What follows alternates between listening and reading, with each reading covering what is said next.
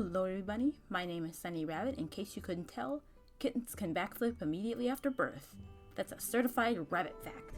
To change it up a bit, I wanted to talk about one of the more goofier aspects of warriors. They vastly overestimate how soon kittens open their eyes after birth.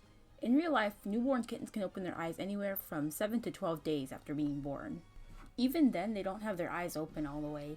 Kittens walk when they are about 3 weeks of age, so it just seems a bit silly when Leafpool's kits are stumbling outside the hollow tree at 5 days old.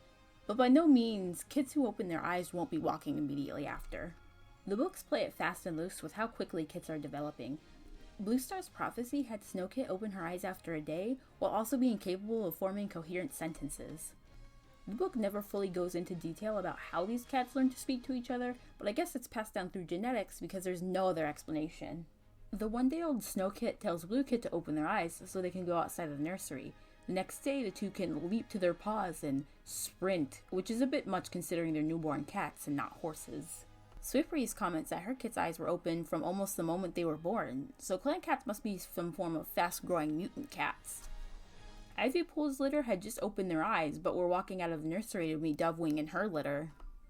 I'm not even sure what the point of having the kits open their eyes way earlier than normal brings to the series. I can understand for some cases of major events not lining up with when kits are born, but for standalone cases like Bluestar's Prophecy or Leafpool's Wish, they didn't have to do that. I guess the better the vibes, the earlier the kits open their eyes and start walking around like adults.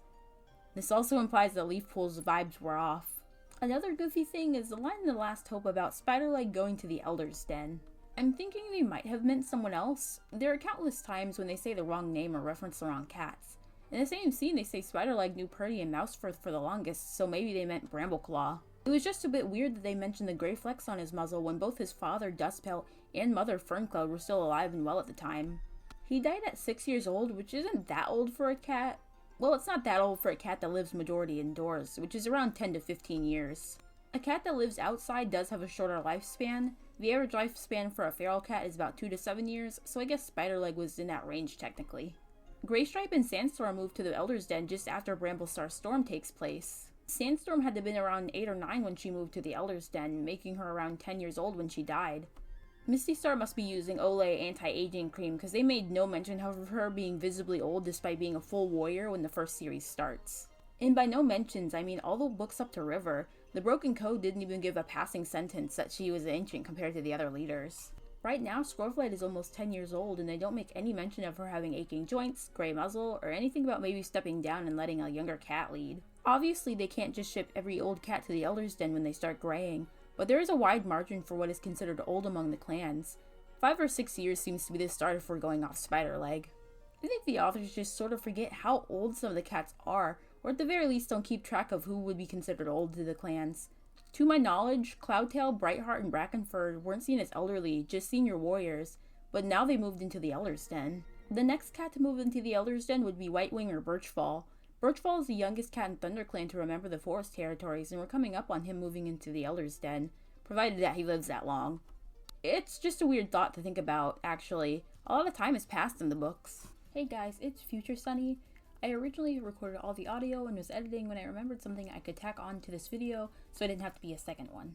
Briefly, I wanted to go over Leafstar's age. When she was introduced in Firestar's quest, she was never given an age. The audience didn't know when she was born, or at the very least they made no mention of it. We know she's old enough to be a SkyClan warrior, then leader right after, so she had to be around 1 year old or maybe a little older. I doubt she was much older than Firestar, they probably would have mentioned it. Bramblestar had just become a warrior when Firestar left for the quest. At the very least, Leafstar would have to be around 11 years old, so the oldest she could reasonably be 12 or 13. The books play it like they do Misty Star. Leafstar is mature, older than an adult but younger than an elder. Even the audiobook narrator gives her a somewhat young but serious voice. I just wanted to talk about it since she's also a really old leader. Also, Little Cloud was considered old despite being younger than Firestar when they were both alive. He was the oldest medicine cat at the time, but it was funny when he was like 3 months younger than Leafpool's father. Okay, back to what I originally recorded. Also, is it just me, or does anyone else keep forgetting that medicine cats can retire to be elders? Running Nose of ShadowClan retired as a medicine cat and moved into the Elder's Den. It could just be me, but they make it sound like being a medicine cat is a full-time job. I think it comes from the medicine cats just not living long enough to retire. Mothwing is old enough to retire when Frostpaw becomes a full medicine cat. If Alderheart gets an apprentice, Jayfeather could retire after the apprentice is trained. The last thing I wanted to say is how young ThunderClan seems in Series 2 and 3. The oldest warrior they had was Mousefur and Longtail. The oldest warriors were around Firestar's age or younger. They had really no senior warriors, but senior warriors are more like cats who were warriors for a long time and not a specific age. So by virtue of being the oldest, Despot and Sandstorm would have technically been the senior warriors. Goldenflower was also an elder in Series 2, but she died with no real fanfare.